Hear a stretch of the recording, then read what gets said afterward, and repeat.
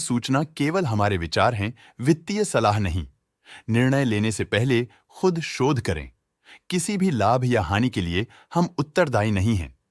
आज हम देख रहे हैं विष्णु केमिकल्स लिमिटेड के 2025-26 Q1 की standalone financial performance. Starting with the sales, पिछले क्वार्टर से सेल्स में -11% का डिक्रीज हुआ है, मगर कंपनी ने पिछले साल के मुकाबले 1.5% का सेल्स इंक्रीज रिपोर्ट किया। Expenses -13% quarter on quarter decrease हो गए हैं, जो साल भर के 8% के राइज के साथ अलाइन करता है। एक्सपेंसेस में डिक्रीज अच्छा है, लेकिन सेल्स में डिक्रीज निराशा की बात है। ऑपरेटिंग प्रॉफिट, जो पिछले साल के कंपैरिजन में -29% डाउन हुआ है, quarter on quarter around 5% increase हुआ है। Operating profit margin (OPM) annual basis पे -5% से डिक्रीज हुआ है और पिछले क्वार्टर के कंपैरिजन में 2% से इंक्रीज हुआ है। एक्सेप्शनल आइटम्स को ऐड करके अदर इनकम पिछले क्वार्टर के कंपैरिजन में 99% बढ़ गई, बावजूद इसकी ईयरली ग्रोथ 117.5% हुई है। इंटरेस्ट एक्सपेंसेस पिछले क्वार्टर से 2% अप हुआ, लेकिन ईयर ओवर ईयर डिक्रीज -3% हुआ है।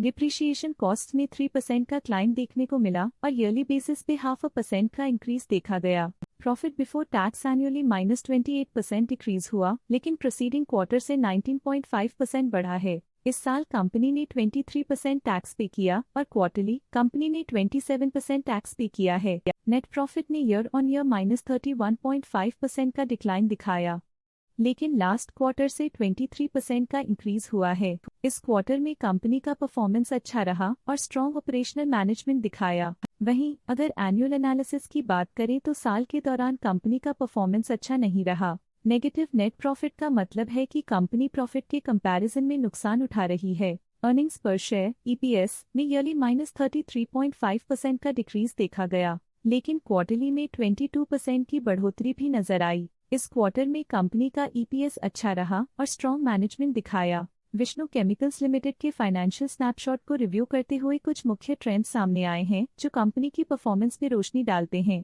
जून 2022 से जून 2025 तक विष्णु केमिकल्स लिमिटेड की फाइनेंशियल जर्नी में सबसे पहले बात करते हैं सेल्स की। इस साल सेल्स में 8% की वृद्धि हुई है और पिछले 4 सालों में 5% की वृद्धि हुई है, जो एक निरंतर अपवर्ड ट्रेंड को दर्शाता है। पिछले साल की गिरावट के बाद इस साल सेल्स फिर से बढ़ना शुरू हुई है, जो सफल रिकवरी स्ट्रैटेजी को दर्शाता है। अब बात करते हैं एक्सपेंसेस की। इस साल एक्सपेंसेस 14% बढ़े हैं और 4 सालों में 10% का इजाफा हुआ है। इस साल हालांकि एक्सपेंसेस सेल्स से थोड़ा ज्यादा बढ़े हैं, मगर ग्रोथ रेट्स का करीब होना स्टेडी ऑपरेशनल कॉस्ट को दर्शाता है। चैलेंजेस से गुजरते हुए ऑपरेटिंग प्रॉफिट ने इस साल -25% की डाउनटर्न देखी, जो एक ट्रेंड को कंटिन्यू करता है पिछले 4 सालों में -24% की डिक्लाइन के साथ।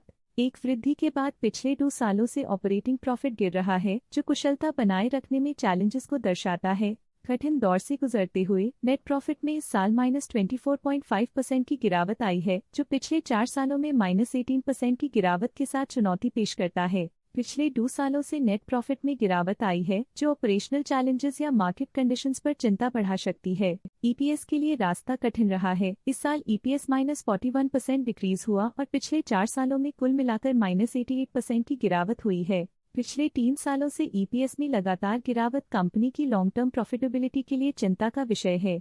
चलिए अब बात करते हैं शेयर होल्डिंग पैटर्न की। विष्णु केमिकल्स की शेयर होल्डिंग रिपोर्ट्स कुछ इस प्रकार की हैं, जो अननोन 2025 के तक चलता है। ये रिपोर्ट कंपनी के शेयर्स की डिटेल्ड जानकारी देता है, जिसमें promoters, promoter groups, foreign investors, public investors और सरकारी एंटिटीज शामिल हैं। पब्लिक हेल्थ शेयर्स का परसेंटेज 2025 के में 23.26% से 2025 के में 22.63% तक डिक्रीज हो गया। इस डिक्रीज से साफ है कि इस टाइम पीरियड में कंपनी में पब्लिक का हिस्सा डिक्रीज हुआ है। जब कंपनी के शेयर्स का अधिकतम हिस्सा प्रमोटर्स, FII, DII या गवर्नमेंट के पास होता है, तब ये माना जाता है कि कंपनी मजबूत हाथों में है, जो स्थिरता और मजबूत समर्थन को दर्शाता है और इस मार्केट की स्थिरता बनी रहती है। डोमेस्टिक इंस्टीट्यूशनल इन्वेस्टर के शेयर होल्डिंग में थोड़ा डिक्रीज आया 2025 के से 2025 के में, जो दिखाता है कि डोमेस्टिक इंस्टीट्यूशंस ने अपने स्टेक को -1.29 से डिक्रीज किया है। FII, फॉरेन इंस्टीट्यूशनल इन्वेस्टर्स, ने अपना शेयर होल्डिंग 2025 में 0.82% से 2025 में 2.74% तक इंक्रीज किया।